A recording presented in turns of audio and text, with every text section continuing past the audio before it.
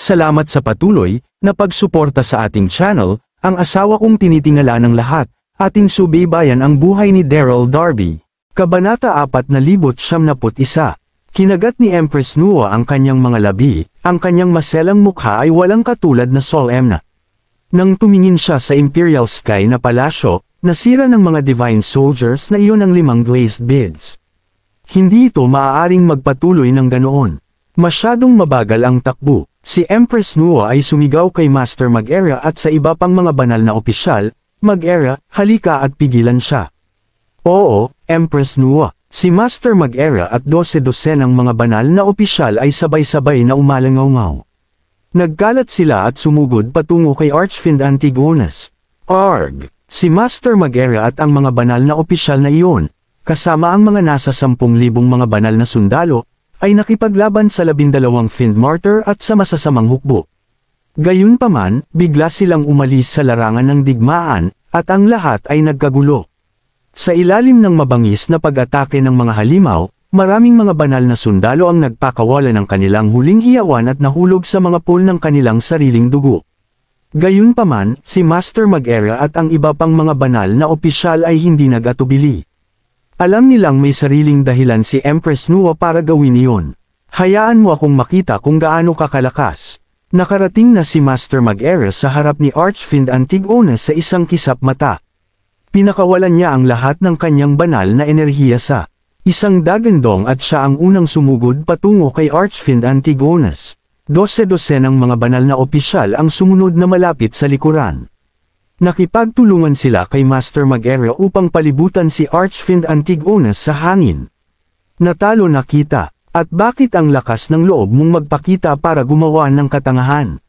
Si Archfiend Antigonus ay hindi nataranta nang makita niya si Master Mag-Era at ang maraming banal na opisyal na nakapaligid sa kanya ngunit nagpakita ng bakas ng paghamak at kawalang interes.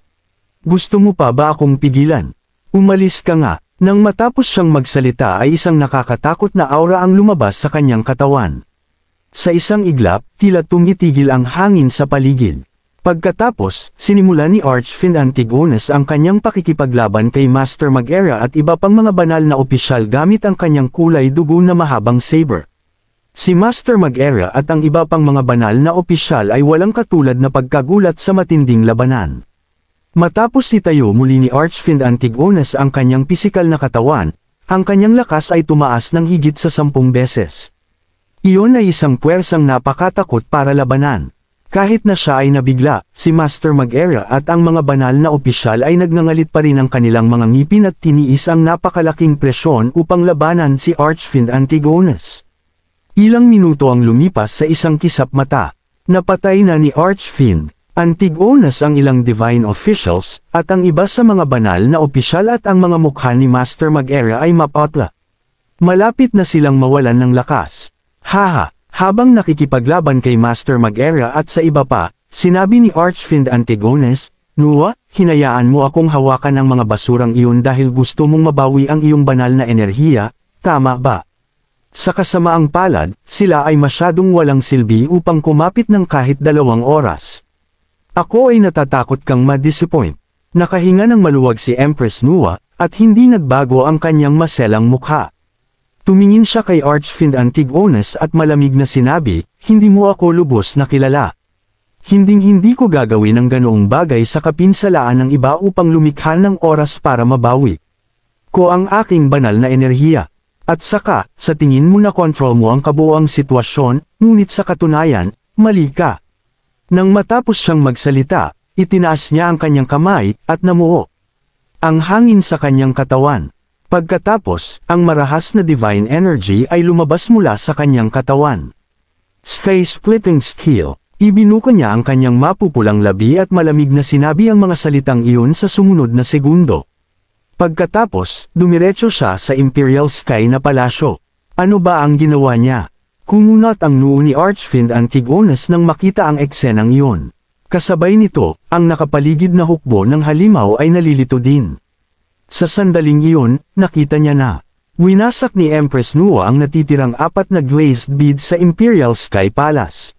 Sa isang iglap, napuno ng alikabok ang hangin.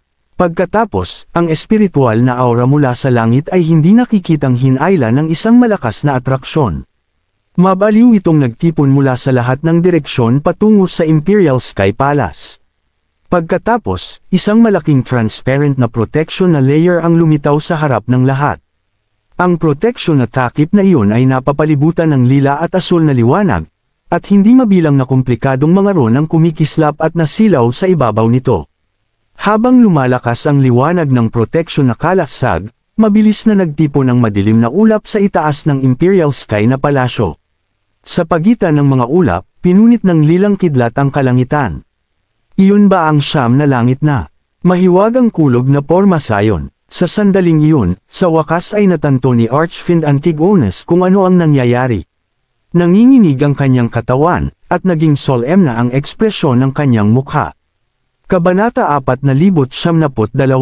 Bilang Archfiend, nakikilala niya sa isang sulyap na ang siyam na langit na mahiwagang kulog na porma sayon, na isa sa 4 na likas na porma sayon, ay nakadikit sa paligid ng Imperial Sky na palasyo. Ang 4 na porma sayon ay ang siyam na langit na mahiwagang kulog na porma sayon, ang Extreme Solar Flame na porma sayon, ang Holy Endless Tides na porma sayon, at ang 3-layer Wind Dragon na porma sayon, na ang bawat isa ay may walang katapusang kapangyarihan. Sa Great War sa pagitan ng mga Diyos at Fiend nasa 10,000 taon na ang nakalilipas, ang 4 na mga likas na porma sayon ay ginamit upang harapin ang mga Fiend na nagdulot ng matinding pinsala sa mga Fiend. Ang partikular na mapangwasak na alaala ay nabubuhay pa rin sa loob ng ulo ng bawat halimaw. Daan-daang libong masasamang sundalo ang hindi maipaliwanag na natakot nang maramdaman nila ang kapangyarihan ng porma sayon. Kasabay ng pag-uurong ng mga ulap ng kulog, ang mga bahid ng kidlat ay dumaan sa kalangitan. Maghiwa-hiwalay, hindi napigilan ni Archfiend Antigonus na sumigaw ng malakas, na nagpapaalala sa daan-daang libong masasamang sundalo na magkalat. Gayunpaman, huli na ang lahat. Sa isang malakas na pagsabog, milyon-milyong kidlat ang sumabog mula sa madilim na ulap sa kalangitan, ang mga bahid ng nakasisilaw na liwanag ay sumilaw mula sa langit. Marami sa mga mukha ng halimaw na sundalo ang namutla nang maramdaman nila ang kapangyarihan ng milyon-milyong makalangit na kulog. Kasabay nito, gusto nilang umiwas, ngunit nanghina ang kanilang mga binti sa takot. Higit pa rito, ang milyon-milyong kidlat na iyon ay halos ganap na hamarang sa buong Imperial Sky na palasyo, at walang paraan para makaiwas sila. Sa isang kisap mata, libu-libong kidlat ang bumagsak sa masasamang hukbo, at isang nakasisilaw na liwanag ang tumakip sa lugar. Ang buong Imperial Sky na palasyo ay kumikislap ng kidlat, at ang alikabok ay tumaas ng maraming beses. Arg! Sa gitna ng nakakatakot na kulog, ang masasamang sundalo ay nagpakawala ng isang kahabag-habag na sigaw at pagkatapos ay nasunog hanggang sa abo sa pamamagitan ng nakakatakot na kapangyarihan ng mga kulog. Ang buong porma sayon ng masasamang hukbo ay agad na bumagsak, lahat sila ay tumatangis at sumisigaw. Ang siyam na langit na mahiwagang kulog na porma sayon ay pangunahing ginamit para lipulin ang halimaw na lahi.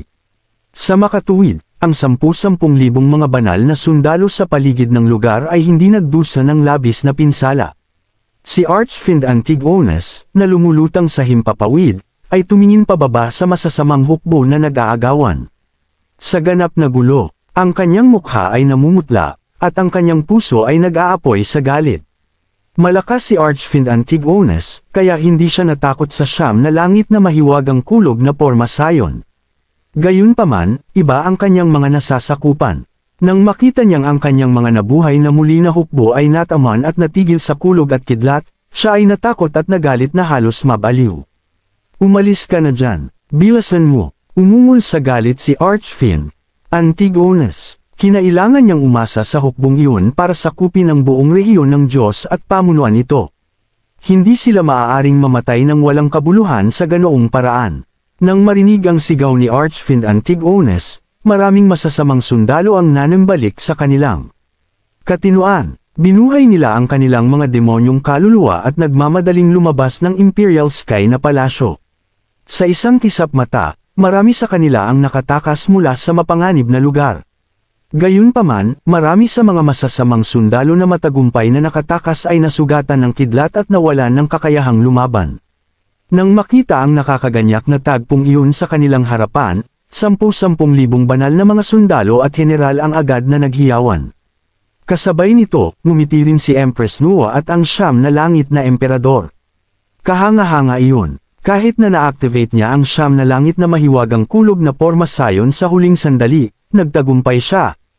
Ang masasamang hukbo ay dumanas ng matinding pagkatalo. Hindi na maaaring sakupin ni Archfiend Antigonus ang Imperial Sky na palasyo sa lalong madaling panahon. Itinaas ng 9 na langit na emperador ang kanyang ulo at tumawa.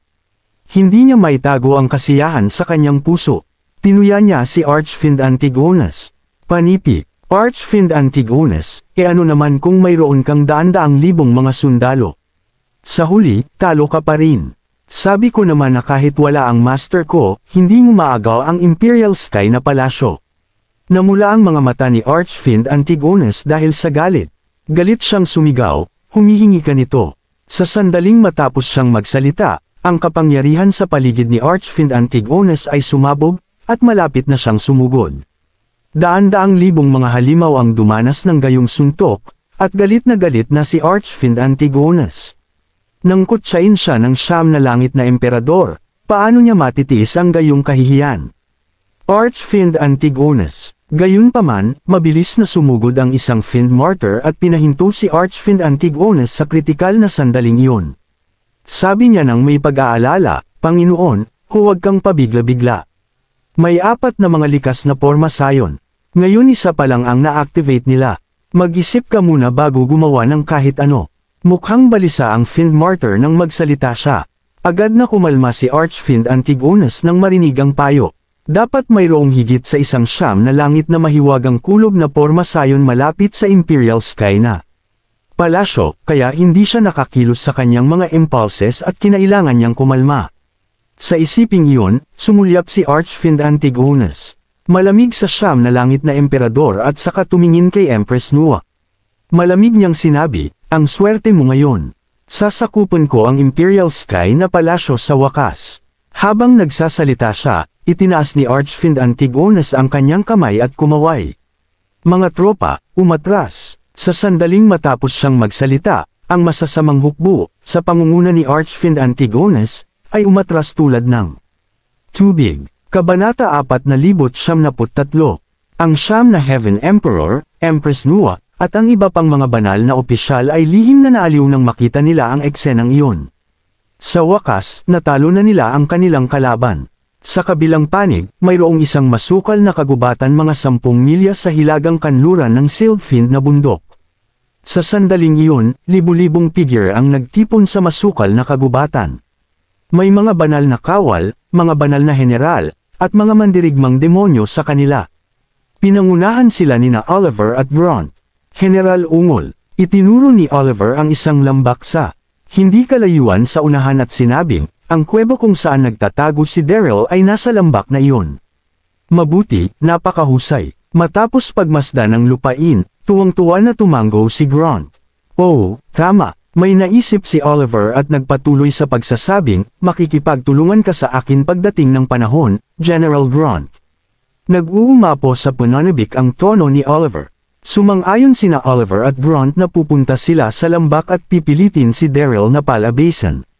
Pagkatapos, ilalagay ni Grant si Leia sa mahirap na posisyon. Sa oras na iyon, magkukunwering dadaan si Oliver sa lugar kung nagkataon at ililigtas si Leia na parabang siya ang bida na nagligtas sa dalagang nahihirapan. Tumawa ng malakas si Grant. Tinapik niya ang balikat ni Oliver at sinabing, huwag kang mag-alala, dahil nasa iisang alyansa tayo, tutulungan kitang makuha ang babaeng pinapangarap mo. As long as kaya niyang patayin si Daryl, bonus na lang ang pagtulong sa anak ng Black Tortoise King. Kung gayon, hiling ko sa iyo ang isang tagumpay. Natuwa si Oliver at mabilis na yumuko. Kinawean ni Grant ang kanyang kamay at sinabing, well, hindi na natin kailangang isipin pa ang maging formal sa isa't isa. Aalis na ako. Tumawag siya ng mahigit 1,000 banal na sundalo at mabilis na lumipat patungo sa lambak habang nagsasalita siya. Si Oliver ay nakatayo sa parehong lugar, nakatingin sa direksyon ng lambak. Medyo malisyoso ang ngiti niya. Naisip niya, Leia, huwag mo akong sisihin sa ginagawa ko. Pinilit mo ang mga kamay ko. Sa oras na iyon, sa yungib ng lambak. Tahimik na nakaupo si Daryl at magkakrus ang mga binti sa lupa habang binabawi ang kaluluwang diwata. Tahimik na tumabi sa kanya si Leia. Napagpasyahan niya na babalik siya sa siyam na pangunahing kontinente ng tahimik sa pamamagitan ng teleportation gateway sa makadiyos na rehiyon pagkatapos niyang mabawi ang kanyang diwatang kaluluwa. Ang digmaan sa pagitan ng mga fiend at ng makadiyos na rehiyon ay wala sa kanyang negosyo. Pagkaraan ng ilang sandali sa paglilinang, iminulat ni Daryl ang kanyang mga mata at nakahinga ng maluwag. Daryl, ang iyong kamahalan. Natuwa si Leia nang maramdaman niyang mas maganda ang ginagawa ni Daryl kaysa dati. Sabi niya, mukhang mas maganda ang mukha mo ngayon. Naniniwala ako na gagaling ka sa lalong madaling panahon. Tumango si Daryl at ngumiti. Panipi, salamat sa pag-aalaga sa akin. Kung wala ka, hindi ako gagaling ng ganito kaga. Nasamon si Leia nang marinig niya ang mga papuri ni Daryl. May naisip siya at nag-alinlangan bago siya nagtanong, iyong kamahalan, maaari ba akong magtanong sa iyo? Sige, walang kagatol-gatol na sagot ni Daryl at nakangiting tumingin kay Leia. Medyo namula ang maselang mukha ni Leia habang kagat-labi. Mabuti, nabalitaan ko na pinuntahan ka ng kapatid ko noong gabing iyon, at ikaw. Hindi mapakali si Leia sa isiping binigay na ng kapatid niya ang sarili kay Daryl. Tsaka nakakahiya naman, hindi siya makapagsalita tungkol dito. Ano, kahit na hindi niya natapos ang kanyang pangungusap, naiintindihan pa rin ni Daryl ang nais niyang sabihin at hindi makapagdesisyon kung gusto niyang tumawa o umiyak. Ang susunod na segundo, bumantong hininga si Daryl at dahan-daw ang sinabi, Miss Leia, hindi ko alam kung saan mo ito narinig, ngunit ito ay isang bulong-bulungan lamang. Sa katunayan, ang sitwasyon sa oras na iyon ay tulad ng. Sa mga sumunod na minuto, sinabi ni Daryl kay Leia ang mga nangyari ng gabing iyon ng detalyado. Sa huli, walang magawa si Daryl. Ibibigay ko sana ang mga damit sa ate mo, pero hindi ko inaasahan na. Biglang lalapit sa akin si Calori Phoenix. Nang makita niya ang sitwasyon, akala niya ay may nangyayari sa amin ng ate mo. Ito ay isang hindi pagkakaunawaan. Nakahinga ng maluwag si Leia at bakas sa mukha niya ang pag-unawa. Lumalabas na ang sitwasyon ay hindi tulad ng iniisip niya. Si Mona ay napaka-unruly kaya kailangan niyang hanapin ang Power of Bird Ancestor kasama si Daryl sa gabi. At the same time, nakaramdam siya ng swerte na walang nangyari sa pagitan ng kapatid niya at ni Daryl. Magkakaroon kaya ng pagkakataon para sa sarili niya. Habang iniisip niya iyon, muling namula ang maselang mukha ni Leia. Para siyang teenager na in love. Binibining Leia, natarante si Daryl nang makita ang pamumulan ng mukha ni Leia. May problema ba? Kabanata 4,074. Nabalik sa katinuan si Leia nang marinig ang tanong ni Daryl. Ibinaba niya ang kanyang ulo at nagmamadaling sinabi, wala lang. Habang nag-uusap sila biglang may kumaway na aura sa labas. Alerto si Daryl at agad na nagmulat ng mata. Kasabay nito, nagulat din si Leia. Malumanay niyang tinanong, may pinadala ba si tatay dito? Ang kuweba ay liblib kaya sigurado siyang walang makakahanap nito. Mabilis siyang lumabas. Sumunod naman si Daryl sa likod niya. Nang makalabas sila ng kuweba at makita ang nangyayari sa harapan nila, agad na nagbago ang mga mukha ni Daryl at Leia. Sabay nilang hingal. Halos 1,000 banal na sundalo at general ang nagtipon at pinalibutan ang pasukan ng kuweba. Isang malamig at mapagmataas na figure na may gintong baluti na tahimik na lumutang sa harap ng mga banal na sandata at general na iyon. Malakas at marilag ang kanyang aura. Ito ay si Grant. Nang magkita ang mga kaaway na iyon, ang kanilang mga mata ay nagliliyab sa puot. Nang makita ni Daryl si Grant, nagkontrata ang kanyang mga pupils, at ang galit sa kanyang puso ay tumaas, ngunit sa parehong oras, siya ay nagulat din. Ang lahi ng demonyo lang ang nakakaalam ng lugar na iyon. Paano sila nahanap ni Grant? Bakit sila nandoon? Kasabay nito ang panginginig ng katawan ni Leia, at ang isip ay nablangko. Bumalot sa katawan niya ang kaba. Nang makita ni Grant si Daryl, ang kanyang mga mata ay napuno ng sama ng loob at kakaibang pananabik. Hindi nagsinungaling sa akin si Oliver. Tulad ng inaasahan, nandito si Daryl, naisip niya. Nagkatinginan ng ibang mga banal na sundalo at general at nag-usap sa mahinang boses. Yung Prince Consort, so, buhay pa siya. Ang galing. Nang magplano sina Grant at Oliver sa isa't isa, iniwasan nila ang mga banal na sundalo at general. Kaya naman, wala ni isa sa kanila ang nakakaalam na naroon si Grant para patayin si Daryl. Akala nila doon lang niya nakilala si Daryl. Halika na. Nang ang mga banal na sundalo at general na iyon ay nakaka-relax, nagdilim ang mukha ni Grant. Tinuro niya si Daryl at sumigaw, ibaba mo siya. Ano? Hiniling sa kanila ni General Grant na ibagsak ang Prince Consort. Lalong naguluhan ang mga sundalo at General nang marinig iyon, bumalik muna sa katinuan si Leia. Tinuro niya si Grant at sumigaw, Grant, isa ka lang general. Si Daryl ang siyam na Heaven Sage at pati na rin ang Prince Consort. Kung maglakas loob kang saktan siya, hindi ka ba natatakot na parusahan ka ng siyam na Heaven Emperor dahil dito? Ang mga banal na sundalo at general ay bumaling kay Grant nang matapos siyang magsalita, na puno ng kalituhan ang kanilang mga tingin. Nginitian ni Grant si Leia na malamig at walang ekspresyon ang mukha. Wala kang karapatang magsalita dito. Habang nagsasalita siya, lumingalinga siya sa paligid at sinigawan ng mga sundalo at general, lahat. May balita ako mula sa isang mapagkakatiwalaang source na nakipagsabuatan si Daryl sa lahing halimaw at nagplanong ipagkanulo ang rehiyon ng Diyos. Bakit hindi siya bumalik sa hanapin ang kanyang kamahalan nang siya ay nakaligtas ngunit nagtago sa loob ng lahi ng demonyo?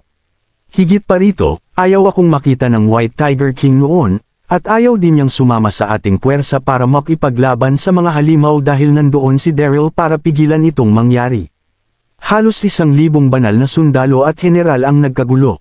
Talaga, sino ang nakakaalam? Baka totoo. Oo. Kung hindi, bakit dito siya nagtatago? Hindi nagawang seryosohin ni Daryl ang mga talakayan habang patuloy sila. Sa halip, tumingin siya kay Grant na may mahinang ngiti at sinabing, kahanga-hanga, talagang kahanga. Hanga lang. Grant, ang kakayahan mong magsinungaling ay isang talento na bigay ng Diyos. Bumalik sa blood sacrifice na porma sayon, nagplano ka laban sa akin sa likod ko at naging sanhi ng kapangyarihan, ng porma sayon para sugpuin ako. Nawalan ako ng malay na bilang mga binti. At ngayon, gumagawa ka ng kalokohan para suruan ako. Kung ikaw ay nasa siyam na pangunahing kontinente, ang iyong husay sa pag-arte ay tiyak na magpapasikat sa iyo. Namutla ang mukha ni Grant nang marinig ang paraan ng panunuya sa kanya ni Daryl. Ngumisi siya, isa kang kalokohan. Ikaw ang siyam na Heaven Sage, paano ako magpapaplano ng kung ano laban sa iyo? Hindi ngumit at tago ang katotohanan na nakipagsabuatan ka sa mga demonyo. Ngumisi si Daryl at hindi siya pinansin. Nagpatuloy sa pagsasalita si Grant na may ningning sa kanyang mga mata. Sabi mo may pukana ako laban sa iyo. Kung gayon bakit hindi mo hiniling sa White Tiger King na tumayo para sa iyo pagkatapos mong dumating sa lahi ng demonyo? Bakit ka nagtago dito? Halatang may kasalanan ka. Lahat ng mga banal na kawal at general ay tumanggo nang marinig nila iyon. Dapat tama si General Grant. Si Daryl ay may malapit na relasyon sa lahi ng demonyo. Kung si General Grant ang nagtayo sa kanya, bakit hindi niya hinayaang tumayo ang White Tiger King para sa kanya? Kabanata 4:95. Gayunpaman, ang mga banal na sundalo at general na iyon ay hindi alam na sa oras na iyon, ang White Tiger King ay gustong tumayo para kay Daryl, ngunit pinigilan siya ni Daryl bago niya ito magawa. Ginawa niya iyon dahil ayaw niyang madamay ang lahi ng demonyo sa kanyang personal na sama ng loob. Grant. Alam ni Daryl na matagumpay na nalito ni Grant ang mga banal na sundalo at general na iyon. Ngumisi siya at sinabing, kahit anong sabihin mo, alam nating dalawa ang totoo. Habang nagsasalita siya, mas malamig ang tono niya. Tumingin siya kay Grant at sinabing, at saka, hindi ako humingi ng tulong sa lahi ng demonyo dahil napakasama mo. Hindi ko na kailangan ng ibang tutulong sa akin. Ang pagpatay sa iyo ay magiging kasing dali ng pagpihit ng aking palad. T.T. Mababa ngunit nangingibabaw na boses ang sinabi ni Daryl. Namula ang mukha ni Grant nang marinig ang panghahamak sa sinabi ni Daryl. Tapos, tinignan niya nang mariin si Daryl at ngumisi, mabuti, Daryl, ayaw mo ba akong patayin? May pagkakataon ka na ngayon. Hinugot niya ang kanyang gintong sibat at itinutok sa malayo si Daryl habang nagsasalita. Daryl, lumaban tayo isa laban sa isa. Patayin mo ako kung kaya mo. Kung hindi mo ako kayang patayin, Sumama ka sa akin sa siyam na Heaven Emperor at ipaliwanag ang balak sa pagitan mo at ng lahi ng demonyo. Mukha namang walang takot si Grant, habang nanunuya sa kanyang puso. Kung noon pa man, hindi na sana nagkusa si Grant na hamanin si Daryl. Kung tutusin, masyadong makapangyarihan si Daryl. Gayunpaman, iba ang mga bagay noon. Damang-dama ni Grant na hindi pa tuluyang naka-recover ang kapangyarihan ni Daryl ng kaluluwang diwata, kaya mas mahina na siya kaysa dati. Humalaklak si Daryl nang makita niya ang kumpiyansa sa mukha ni Grant at mapang-uyam na sinabi, "Masyado kang mataas ang tingin mo sa iyong sarili, Grant. Gusto mo ba akong maging best sa laban? Sino ka sa tingin mo? Maaaring mataas ang tingin sa iyo ng siyam na Heaven Emperor, pero sa paningin ko, isa ka lang hamak na hamak." Hindi tanga si Daryl. Hindi pa niya lubusang nababawi ang kapangyarihan ng diwatang kaluluwa. Kung nakipag-away siya kay Grant ng pabigla, bigla, nililigawan niya si kamatayan. Nakapagdesisyon na si Daryl. Ang kuwebang iyon ay may likas na kalamangan, madali itong ipagtanggol ngunit mahirap salakayin. Hanggat nananatili siya sa pasukan ng kuweba, hindi madaling makalusot si Grant. Namula ang mukha ni Grant sa galit nang marinig ang sinabi ni Daryl. Gustong sugurin ni Grant at pabagsakin si Daryl, ngunit nakontrol niya ang kanyang impulse nang maisip niya ang iba pang kakayahan ni Daryl. May mali sa kuweba, kaya hindi siya nagmamadaling pumasok dito. Bukod dito, si Daryl ay may mahusay na mga tagumpay sa sining ng mga porma sayon. Hindi niya maaaring maliitin ang kanyang kaaway. Ang tanging paraan ay ang pilitin siyang lumabas. Sumigaw si Grant, "Daryl, bilang siyam na Heaven Sage at manugang ng siyam na Heaven Emperor, ipinagkanulo mo ang makadiyos na rehiyon at nakipagsabwatan sa lahi ng demonyo, lumabas ka. Dapat mahiya ka, hindi ka lalabas, ngayon ba? Iinsalto lang kita hanggang sa awayin mo ako." Kalmado ang mukha ni Daryl nang marinig ang sinabi ni Grant, ngunit puno ng galit ang kanyang puso. Kasuklam-suklam na tao, gumamit pa siya ng dirty tricks tulad ng pagmumura at pagmumura sa kanya. Sa napakaraming taon, si Daryl ay nanatiling isang matuwid na tao. Hindi pa siya napag-alitan ng ganoon. Halos hindi na niya mapigilan ang sarili. Gayunpaman, sa pag-iisip, iyon ang ginawa ni Grant at ang gusto niya, at mabilis na kumalma si Daryl. Bahagyang ngumiti si Daryl at tumingin kay Grant. "I save mo ang iyong enerhiya. Walang kwenta ang pag-uudyok sa akin. Isa pa, masyadong maganda ang kapaligiran sa kuweba, at hindi ko palubusang nababawi ang kapangyarihan ng kaluluwang diwata. Hindi ako lalabas. Pumasok ka kung manggahas ka." Kahit na hindi gaanong nakikipag-ugnayan si Daryl kay Grant, kilalang-kilala niya ito. Likas na naghihinala ang lalaking iyon. Ang mas mahiwagang pagkilos ni Daryl, mas malamang na hindi siya maglakas loob na pumasok sa kuweba. Umupo si Daryl sa pasukan na may nakaka-relax na ekspresyon. Nagdilim ang mukha ni Grant, at hindi siya tumugon. Kumislap ang mga mata ni Grant, at ngumisi, "Daryl, magtatago ka ba sa loob na parang pagong sa kabibi nito? Hindi ko hahayaang makuha mo ang gusto mo." Habang nagsasalita siya, inutusan niya ang mga sundalo at general sa paligid niya. "Makinig ka sa akin. Wasakin mo yung kuweba sa harap natin." Lahat ng mga banal na sundalo at general sa paligid ay nagulat at nag-alinlangan. Nakipagsabuatan man si Daryl sa lahi ng demonyo, siya pa rin ang siyam na Heaven Sage. Nagdilim ang mukha ni Grant nang maramdaman niya ang pag-aalinlangan mula sa kanyang mga tauhan at umungal, "Gago ba kayong lahat?" Isang karumal-dumal na krimen para sa kanya na pigilan ang alyansa sa pagitan ng lahi ng demonyo at ng makadiyos na rehiyon. Kahit na siya ang siyam na Heaven Sage o ang Prince Consort, kailangan siyang parusahan ng mabigat. "Gawin mo na ang sinasabi ko ngayon.